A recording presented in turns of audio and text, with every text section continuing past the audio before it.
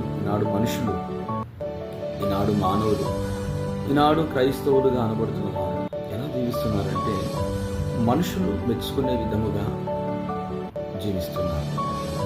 ఒక మనిషి ఇంకొక మనిషిని మెచ్చుకునే విధంగా సహాశక్తులుగా ప్రయత్నం చేస్తున్నారు.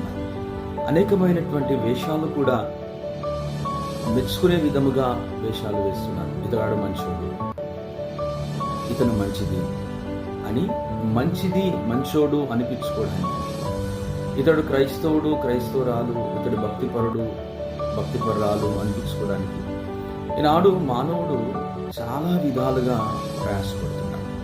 మనుషుల మెప్పు కొరకు, మనుషుల మెచ్చుకున్నట కొరకు అనేకమైనటువంటి వేషాలు వేస్తున్నారు. నిజమే కదా? మరి మనుషుల మెచ్చు కొరకు, మనుషుల యొక్క మెప్పు కొరకు అలా జీవిస్తే అది శాశ్వత కాలం ఉంటుందంటారా? అది శాశ్వత కాలం ఉండదు. ఏదో ఒక రోజు అది బయటకు వస్తుంది.